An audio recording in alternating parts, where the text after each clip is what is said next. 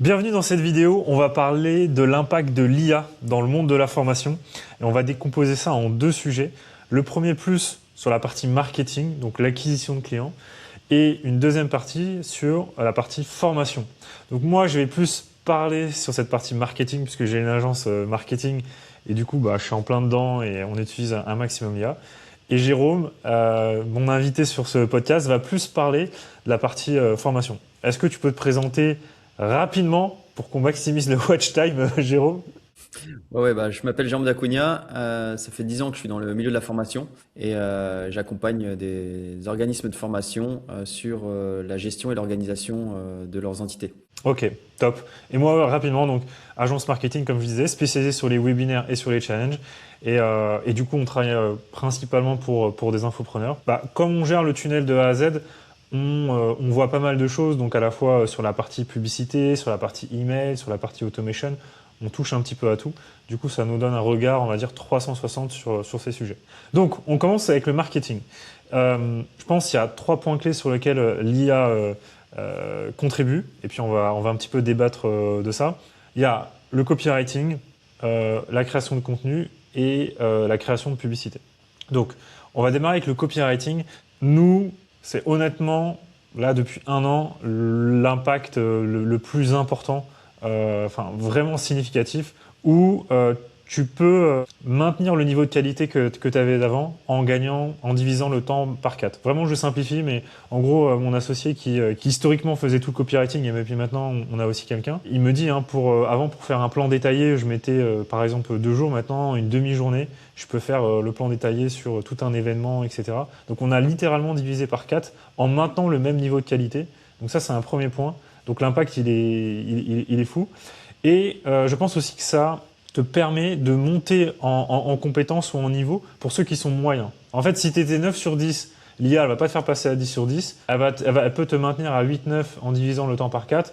Et si par contre, tu étais 3 ou 4 sur 10 en copywriting, tu peux passer à 6-7 assez facilement. Donc l'impact de ça, c'est que le standard du copywriting va un petit peu augmenter. Ça, c'est un des premiers impacts. Le deuxième point, c'est que va y avoir plus en plus de méfiance, de gens qui vont revoir les patterns communs qu'ils vont pouvoir voir en copywriting. Et ça fait des boucles en fait. C'est-à-dire que, ok, je vois toujours les mêmes types de boucles, je vois toujours les mêmes types d'icônes. Ok, quand je vois un icône flamme de cette manière-là, je sais que ça c'est du chat GPT. Donc en fait, je lis même pas parce qu'en fait, ça m'intéresse pas. Tu vois, il va y avoir des biais comme ça. Et donc, va y avoir une première réaction à anticiper, je pense, sur les prochains mois, qui est de se dire comment je crée avec de l'IA, en cassant tous les codes de l'IA et en apportant des points d'unicité, des points de fracture pour que les gens soient intéressés. Et ça, c'est très important quand tu commences à avoir l'uniformisation en marketing. Toujours anticiper, si tu veux, le moment de saturation du regard de ton prospect pour, bim, je casse totalement le truc. Je te donne un exemple sur le webinaire. Avant, il y avait des introductions de 45 minutes, tu vois, sur un webinaire où tu parlais de mindset, de machin. Les gens ont vu plein de fois. Maintenant, nous, on fait des intros de 10 minutes, tu vois. L'intro de 10 minutes en soi, si tu mettais face à un prospect lambda, c'est pas optimal. C'est mieux que je puisse le framer, etc. Mais avec le nouveau regard, et pour casser avec toute la concurrence, je vais complètement à l'inverse. Et c'est ce qui fait que je vais avoir un bon watch time, tu vois. Donc voilà un petit peu l'idée sur ça. Concrètement, sur le copywriting, il y a la compétence du copywriter, elle va être à 2 endroits. Là, je vais rien apprendre, mais je vais rentrer un peu dans le détail. Le plus important, ça va être les inputs. Dans les inputs, il y a plusieurs choses. Ça va être ta capacité à collecter toute l'information sur ton persona et à structurer cette information. C'est-à-dire quelle information je veux donner pour pouvoir nourrir l'IA. Typiquement des appels de vente, un coaching, etc., etc. Comment j'arrive à collecter cette information et à prendre la bonne information pour nourrir mon IA par rapport à mon persona. Deuxième point, ça va être les templates que tu vas lui fournir. C'est-à-dire que l'IA, si tu lui dis, OK, rédige-moi, je sais pas, une séquence de vente en 7 emails, elle va te pondre un truc, tu vois. 90% du temps, ça va pas être dingue. Par contre, si tu lui dis, OK, moi, ma structure idéale, c'est email 1, on va plutôt sur telle thématique, email 2, plutôt ici et là, machin, tu vois, tu l'aides à structurer. Là, l'IA, elle va pouvoir te remplir le truc et elle va te le faire super bien. Mais elle va avoir besoin de ce framework-là. Parce qu'en fait, ce framework, il est très dépendant de ta niche, tu vois, de ton secteur. Là, l'IA, elle va te répondre de manière générale une séquence d'emails, ça doit ressembler à quoi, tu vois. Mais ce qui va faire la puissance du copywriting, c'est si tu arrives à, tu vois, à nicher sur ton marché, sur ta niche, par rapport à ton personal branding, etc. Donc ça va être les points clés. Et après, je dirais, dernier point, ça va être la relecture, être très critique dans la, tu vois, quand tu vas avoir les premiers jets, avoir cette capacité à être très critique et à retravailler. Tu vois, il ne faut pas être feignant et de dire ok là j'ai un truc c'est 7 sur 10 et c'est bon. Comme je disais parce que les standards vont évoluer, tu vois, et donc il va y avoir besoin de rajouter cette petite patte, etc.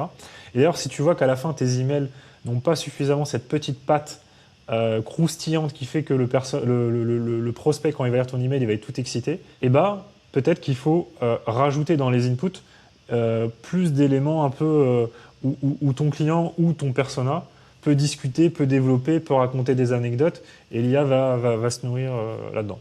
Voilà, donc je t'ai partagé un petit peu en vrac. Moi, mon point de vue par rapport au copywriting, est-ce que toi, tu as des choses à dire là-dessus? Ouais, j'ai pas mal de choses à dire parce que je vois beaucoup de choses autour de l'IA.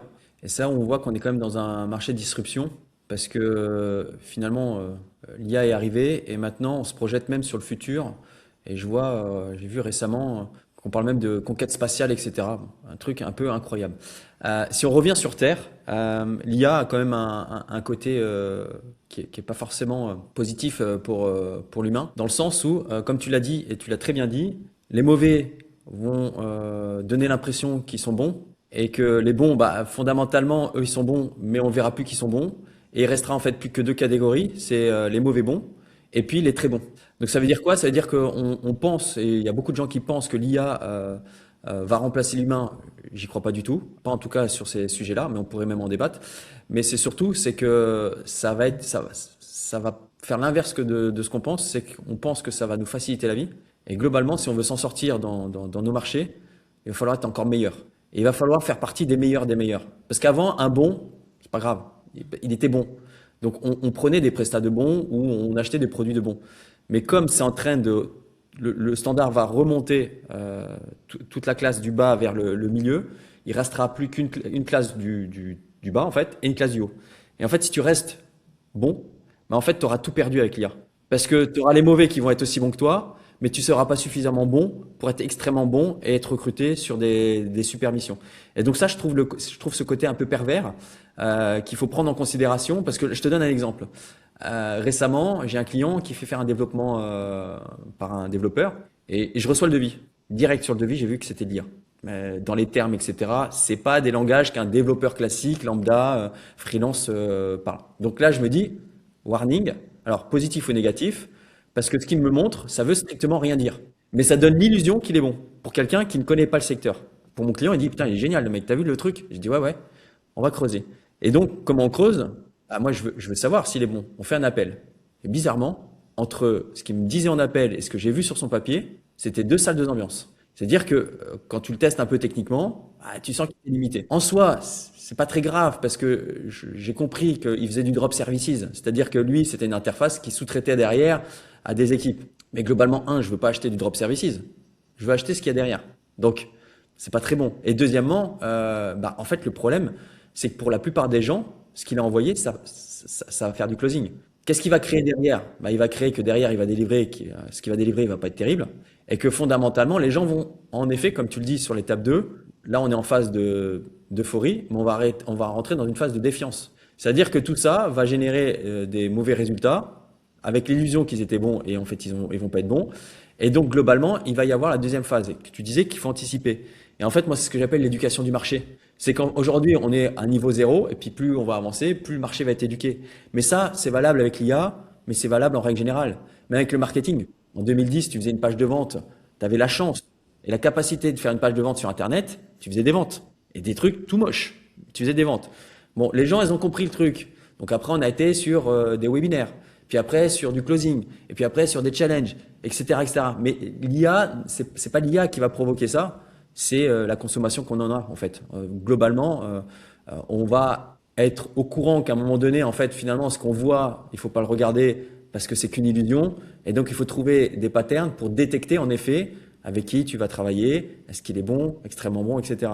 Mais ça va surtout dire, et moi j'ai tendance à le dire, l'IA, c'est pas quelque chose qui va nous permettre d'être plus cool, Bien au contraire, il va falloir être moins feignant et plus travailleur parce que l'IA, comme tu le dis, pour moi, c'est qu'un outil. Et je sais pas si tu as vu cette pub qui inonde les réseaux sociaux, en tout cas mes réseaux sociaux. Comme j'ai cliqué une fois dessus, je vois que ça. La pub d'Intermarché. Je l'ai vu dans mon feed, mais ça m'a pas intéressé, j'y suis pas allé. Mais c'est dans ton feed, c'est dans mon feed. Mais ça n'a rien à faire dans nos feeds. Donc ça veut dire qu'ils ont craqué un truc. Et en fait, j'en ai fait une newsletter. Et je te la fais très simple, et même pour ceux qui nous regardent, s'ils l'ont pas vu. C'est Intermarché qui a travaillé 6 mois sur une publicité pour Noël où tu as un loup, bon, tu as une histoire de loup qui prépare des petits plats et invite des lapins, etc. Bon, l'histoire, au fond, on s'en fout. Qu'est-ce qui a fait buzzer? C'est que Intermarché a dit, ouais, mais cette pub, on l'a fait sans l'IA. On a recruté 60 créateurs, etc. Et là, en fait, le coup de génie, c'est pas la publicité avec le loup et machin, on s'en fout de ça. C'est qu'ils ont réussi à faire parler de Intermarché, parce que là, tu viens, je te dis Intermarché. Jamais avant cette pub, je t'aurais à parler d'Intermarché dans un podcast. Mais là où ils ont eu un coup de génie, c'est que leur vraie pub, c'est on l'a fait sans l'IA. C'est ça leur coup de génie. Parce qu'ils ont parlé d'un sujet qui est hyper clivant en ce moment. J'ai peur de l'IA, donc on est en phase de transformation. Donc tu sais, tu connais les 3 phases. Hein. Au début, c'est ridicule. Ouais, l'IA, machin. Là, on est rentré dans ça fait peur. Putain, ça va être quoi mon avenir? Je vais perdre mon emploi, je vais perdre de l'argent, on va faire comment pour gagner de l'argent, l'IA? Et puis après, ça va être une évidence. Et là, on est dans la peur. Et donc, ils ont joué sur cette peur où, en fait, l'IA, t'as pas de gens neutres. C'est clivant. C'est soit t'es pro, soit t'es contre. Et donc, ils ont réussi à créer un buzz en disant, ouais, nous, avec Intermarché, on a réussi à sauver les créateurs. Si tu réfléchis 2 minutes, moi j'ai réfléchi 2 minutes, je me dis, putain, les mecs, ils sont en train de nous vendre le fait que demain, mon comptable, il me dit, Jérôme, ça va te coûter 5 600 euros, mais j'ai fait de la comptabilité sans calculette, sans tableur. On s'en fout en fait. C'est quoi le truc de dire je l'ai fait sans l'IA? L'IA, c'est une aide, c'est pas un remplacement. Mais le coup de génie, c'est qu'ils ont réussi à cliver les deux mondes. Et donc, du coup, dans les commentaires, ça y est, tu as redonné un peu d'espoir à l'humanité, alors que fondamentalement, on l'a jamais perdu. En fait, c'est juste des peurs sur l'IA. T'as les gens qui sont pessimistes et t'as les gens qui sont optimistes. T'as pas les gens qui sont neutres pour l'instant. En tout cas, de ceux qui connaissent. Donc, ils ont réussi leur coup de génie, c'est là-dessus. Et l'IA, pour moi, il est là en fait. Pour moi, c'est un outil, comme tu es en train de le dire, mais ça ne remplacera pas à moyen terme l'humain. Pour moi, il n'y a même pas de sujet. Il faudra toujours un humain derrière. Oui, il faudra toujours un humain derrière. L'exemple que tu as donné avec le gars qui vend du drop service, c'est que l'IA, elle va être bonne sur tu vois, sur de la préparation, de l'asynchrone, des choses comme ça. Et peut-être que du coup, la prise de décision va se déplacer sur l'étape d'après, donc le live, tu vois. C'est-à-dire que j'ai l'IA, par exemple, je suis capable de sortir une presse, te l'envoyer, mais là où tu vas prendre ta décision de me rejoindre dans mon accompagnement, ça va être le rendez-vous, voilà, ou un webinaire, ou une rencontre live, etc. Peut-être que en fait, si tout le monde devient bon sur la phase d'avant, ça va peut-être se répercuter, ouais. Ok, bon, ça c'est intéressant. Après, donc voilà, le copywriting, on est allé un peu plus large. Si on va sur la partie pub, on a fait des tests là sur la partie UGC avec Arcade, qui est un outil dont tout le monde parle. Bon, je ne vais pas critiquer l'outil, hein, parce que peut-être qu'on ne maîtrise pas encore, on n'est pas encore. Pour l'instant, c'est pas révolutionnaire. Sachant que, je te donne un exemple. Pour créer la vidéo, là sur Arcade, ça coûte 10 euros. Sauf que pour sortir une bonne vidéo, il faut que tu fasses, je sais pas, peut-être 5 fois, tu vois, que tu le temps, tu vois. Donc ça va peut-être te revenir à 50 euros. Aujourd'hui, une vidéo en UGC, ça va te coûter 100 euros, tu vois, 100 euros, 150 euros. Tu as des gens qui font même beaucoup moins cher. Donc, déjà, financièrement, bon, tu peux avoir un gain, mais c'est pas. Je trouve pas que ce soit. Tu vois, que ce soit genre 5 euros la vidéo et c'est good, tu vois. Nous, là, on en a fait, je pense, une vingtaine. On a peut-être fait la moitié sur Arcade. Honnêtement, par rapport à un UGC humain, tu vois, je trouve que le gain, il n'est pas encore net, tu vois, parce que en fait, sur des contenus publicitaires comme ça, ce qui va faire la perf, c'est pas le 20-80, tu vois, c'est le dernier petit truc, c'est cette petite émotion, c'est cette petite intonation, c'est ce ressenti, cette connexion, c'est ces choses-là qui vont faire la différence. Et du coup, ouais, mon ressenti là-dessus, c'est que c'est pas encore. Je pense qu'on en est pas loin. Peut-être. Bah, en même temps, j'entendais ça il y a un an. C'est peut-être dans 6 mois, peut-être dans un an. Bon, ouais, je pense qu'il faut attendre encore un petit peu, tu vois. Mais continue de faire des tests. Mais ouais, je pense aussi que les gens, voilà, sous-estiment aussi le coût que ça.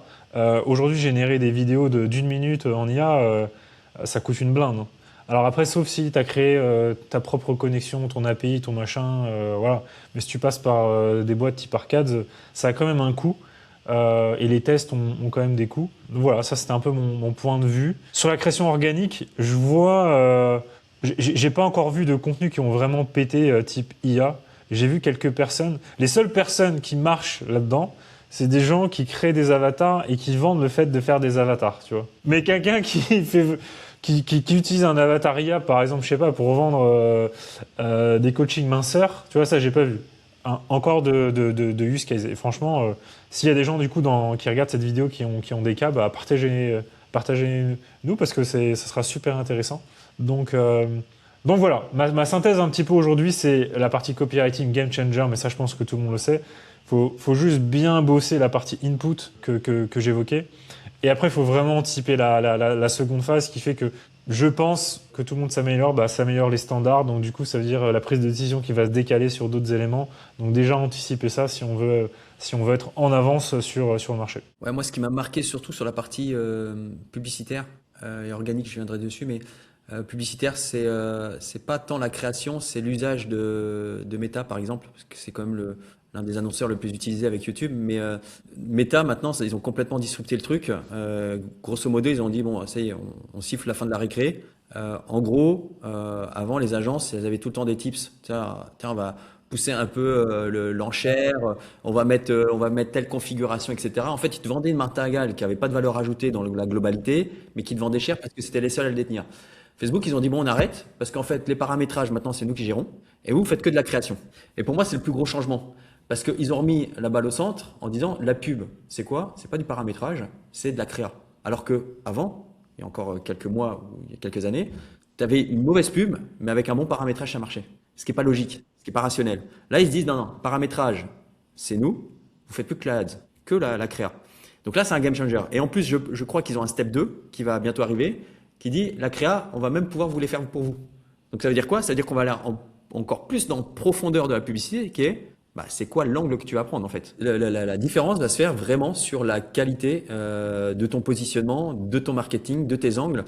Et pour moi, le plus gros changement, il est là. Après, je te rejoins sur le fait que globalement, une publicité, c'est une émotion.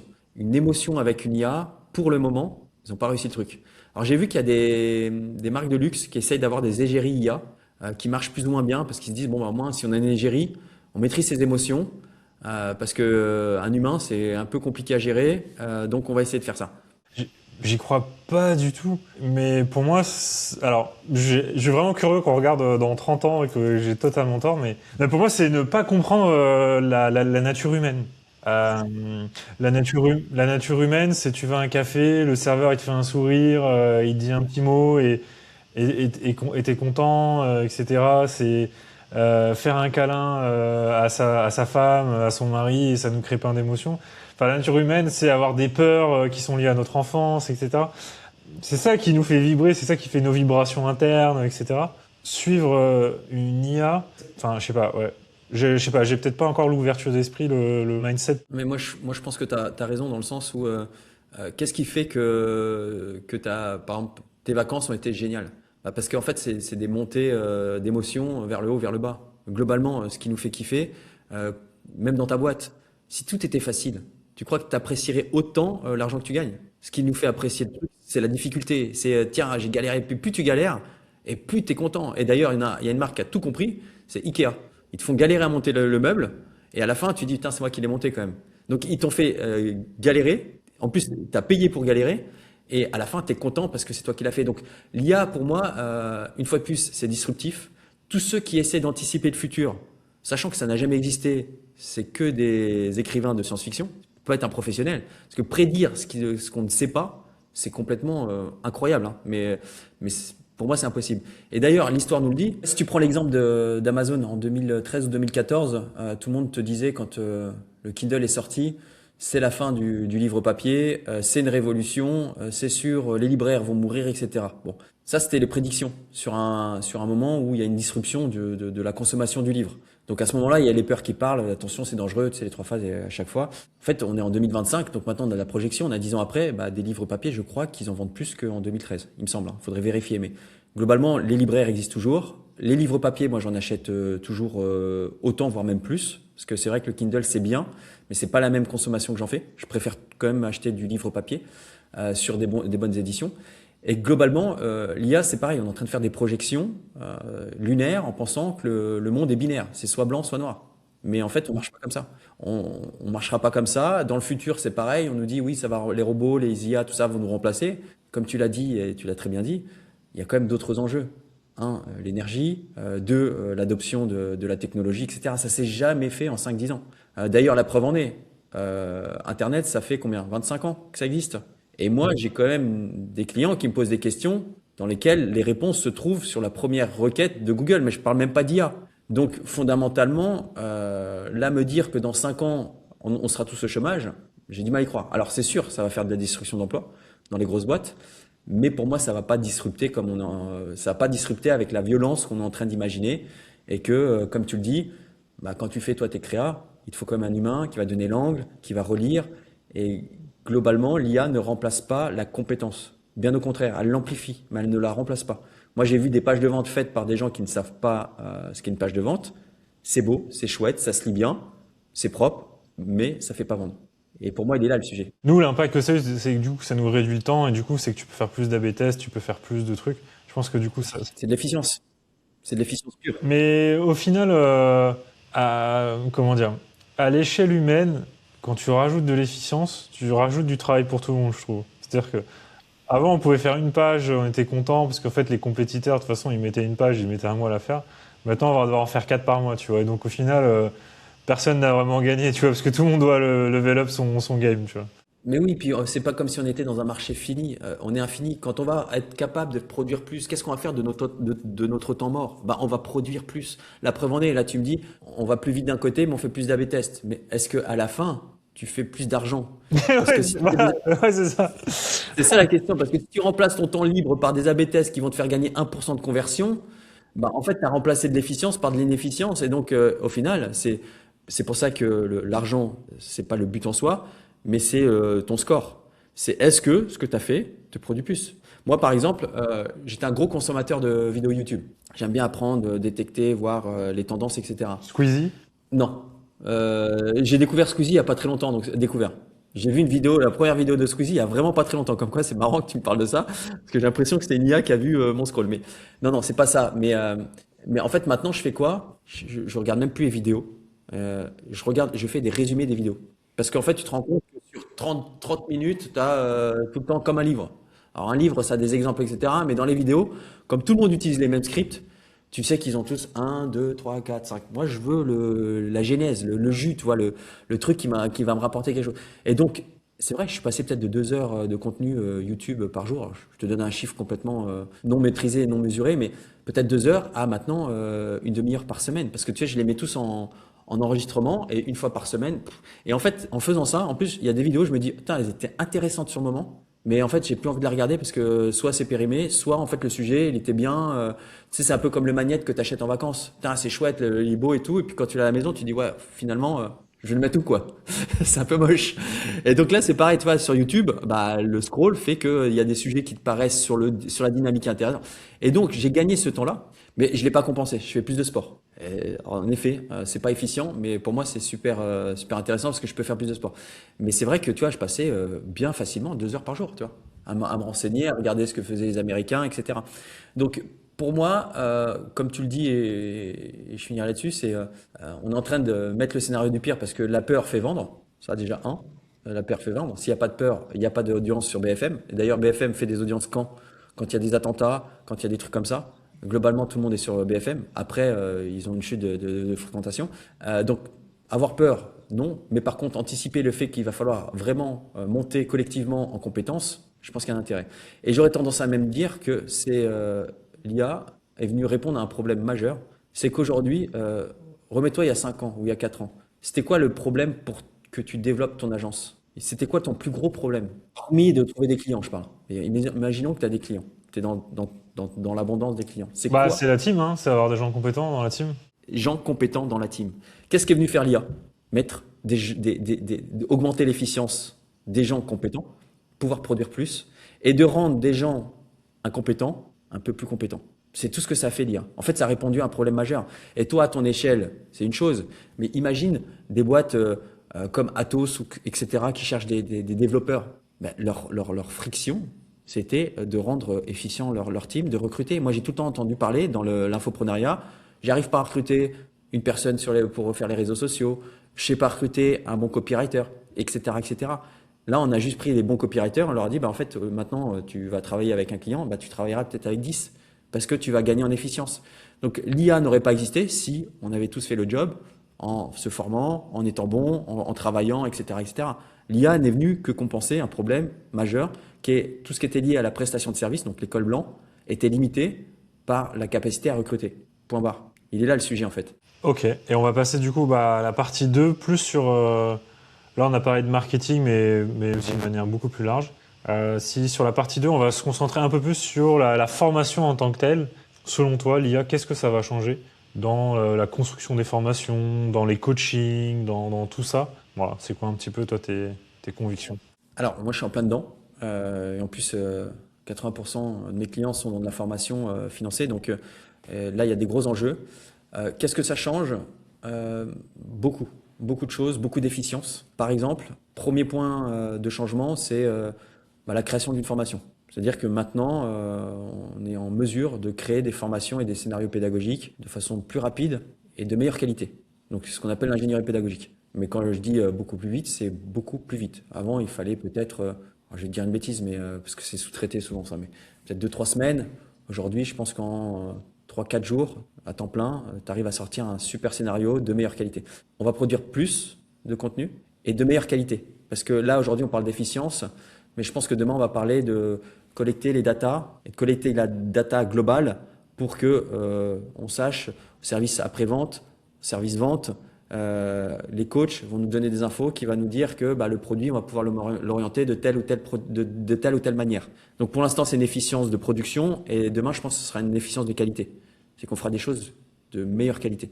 D'ailleurs, tu prends Xiaomi, je crois que maintenant, ils ont des usines où il n'y a plus un humain. Alors ça, c'est l'extrême de l'extrême. Et en plus, c'est de la communication chinoise, donc ça vaut ce que ça vaut.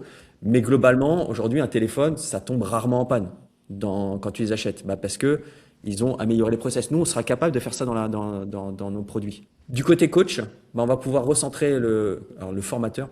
On va pouvoir recentrer le formateur sur sa vraie valeur ajoutée. C'est l'interaction humaine, c'est la gestion des émotions du stagiaire, c'est inhiber les peurs, parce que c'est souvent ça. Je sais pas faire, j'y arriverai pas, etc. Et tout ce qu'il faisait avant, qui était pour moi du travail on va dire industriel, remplir des rapports, faire des emails de synthèse, etc. Tout ça, ça va être généré par l'IA, et heureusement. Et on va intégrer vraiment la fonction de formateur dans son vrai rôle. Donc on va enlever tout ce qui sert à rien, qui apporte pas de valeur ajoutée, mais qui est obligatoire et qui est nécessaire. Et on va le centrer vraiment sur sa capacité. Donc on va rendre efficient les formateurs. Donc ça veut dire que on va aussi augmenter les marges des entreprises, parce que là où il fallait 10 formateurs payer un coût horaire d'un formateur, mais qui faisait des tâches administratives à des coûts d'administration, là, on va vraiment pouvoir avoir quelqu'un qui va travailler vraiment sur sa zone de génie. Pour moi, c'est les deux facteurs sur la partie vraiment produit. Je parle même pas de la création de vidéos, parce que moi, je pense qu'on n'y est pas encore. Le coût de l'énergie coûte trop cher, les tokens. Euh, le contenu écrit, oui, mais je pense vraiment qu'il y a deux types de formations, et les formations qui sont faites de type standard avec une qualité moyenne, où là tu peux mettre une IA, mais je pense que les enjeux ne seront pas là. Mais pour moi, créer un contenu, c'est comme créer une page de vente. C'est que si tu mets pas les bons éléments, que tu fais pas le bon copywriting, etc., globalement, tu gardes pas l'attention des gens, et donc, in fine, ils vont pas jusqu'au bout, donc tu n'es pas payé. Et c'est normal. Donc pour moi, il est vraiment là l'enjeu. Et on oublie souvent qu'une formation, pour moi, c'est la continuité de la page de vente. C'est que tu es toujours obligé de vendre. Tu es toujours obligé de vendre le fait que tu dois rester dans la formation, parce que ce qui fera ta compétence, c'est quand tu auras assimilé l'intégralité de la connaissance et tu auras pris aussi une expérience à travers des études de cas, etc. Donc pour moi, les gros changements, ils sont là. Mais ils sont d'un point de vue efficace, donc efficience, et d'un point de vue qualité. On va pouvoir augmenter la qualité des formations de façon drastique. Et pour ça, il va falloir aussi intégrer dans nos métiers, nos entreprises, la data. Aujourd'hui, on néglige la data, mais pour moi, c'est l'enjeu crucial d'avoir les appels de vente, les appels SAV, les tickets SAV, les interventions des formateurs. Tu agrèges tout ça, et là, tu vas pouvoir vraiment faire des optimisations qui vont faire que derrière, peut-être qu'il ne faudra pas 30 heures pour acquérir une compétence, mais peut-être que 20, peut-être que 15. Donc ça veut dire que sur le même temps, il va pouvoir peut-être acquérir 2 compétences ou aller plus loin. Et donc à la fin, tout le monde est gagnant. Mais on n'y est pas encore. Et tu penses quoi des chats GPT, tu sais, optimisés sur une thématique? Je vois ça de plus en plus, tu vois, par exemple, de dire, tiens, j'ai écrit un bouquin, je le mets dans mon chat GPT, je mets tous mes coachings dedans, et du coup, mes clients peuvent me poser des questions, et en gros, 80% du temps, ça va donner une réponse aussi bien que moi, et du coup, le client a une réponse tout de suite. T'en penses quoi de ça? J'en pense que ça fonctionne parce que c'est aujourd'hui bien paramétré, bien configuré et bien pensé. Ça fonctionne, ça donne des bons résultats parce que tu peux le faire fonctionner dans ton écosystème. Tu sais ce qu'ils appellent les naves. Je sais pas si tu vois ce que c'est, mais en gros, il ne peut aller chercher que là-dedans.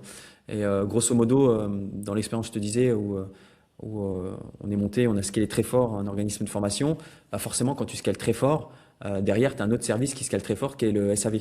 C'est mathématique. Et donc, on avait mis un outil de service ticketing, tu sais, la petite chatbox. Et en fait, on s'est rendu compte que systématiquement, c'était tout le temps les mêmes questions. Donc, on a intégré une base de connaissances. Et en fait, le stagiaire ou le prospect pouvait déjà avoir une première réponse sur la base de connaissances par un automate. La particularité, c'est que, contrairement à un humain, c'est que tout de suite, il avait une réponse. Donc, il gagne, parce que tu sais, quand tu as une question, tu as envie d'avoir la réponse tout de suite. On est des gens impatients, hein. 24 heures, c'est déjà beaucoup trop long dans une réponse SAV. Donc, tu avais une réponse tout de suite. Et en fait, après, selon le retour que faisait la personne, soit le pouce vers le haut, soit le pouce vers le bas. Si c'est vers le bas, c'était renvoyé vers un humain qui répondait, qui alimentait la base de connaissances, et ainsi de suite. Donc, on a gagné en efficience. Grosso modo, on était 4 personnes, on est arrivé à une demi-personne, mais qui répondait uniquement pour alimenter cette base. Donc, il y avait toute une structuration derrière, des process pour justement avoir ce résultat. Donc moi je trouve que c'est bien, et même sur la partie pédagogique, la plupart des questions qu'on a en SAV d'un point de vue pédagogique, c'est des questions de premier niveau, qui se trouvent dans la formation, mais qui n'ont pas été assimilées, pas compris, pas vues, pas... Tu sais, c'est comme tu lis un bouquin, tu peux le lire 2 fois. Si tu laisses passer du temps entre les deux, tu as l'impression de lire 2 bouquins différents, parce qu'en fait, juste ton cerveau, il filtre différemment. Et donc oui, ça te permet d'avoir, une fois de plus, un meilleur taux de service, et avec moins d'humains et des humains positionnés sur des meilleurs endroits. Parce que globalement, est-ce que toi et moi, on ferait du travail de SAV à répondre toute la journée la même chose? Moi, la réponse c'est non. Donc, est-ce que le donner à quelqu'un d'autre, c'est une bonne façon de le faire? Aujourd'hui, on n'avait pas le choix. Mais demain, on aura le choix. Et même aujourd'hui, on a le choix. On a le choix de le positionner sur un meilleur poste. Je te donne un dernier point, un dernier exemple, qui n'est pas réellement sur la pédagogie, mais sur l'administratif. Là, sur un client, on est en train d'automatiser toute la partie administrative. Donc la personne qui était à temps plein va se retrouver à un quart de temps, voire même moins. On a compensé le reste sur la positionner sur un autre secteur, sur un autre service, qui demande plus de créativité, plus d'humain et plus de valeur ajoutée. In fine, on n'a pas détruit un poste, on a juste augmenté la qualité et l'efficience de la boîte. Très stylé. Voilà, je crois qu'on a fait le tour pour faire une petite synthèse, l'impact de l'IA dans le monde de la formation, sur la partie marketing et plus la formation en tant que telle. Tu veux rajouter un dernier point, Jérôme? Je pense qu'il faudra qu'on aborde la prochaine fois l'impact qu'on a avec l'IA sur la partie commerciale.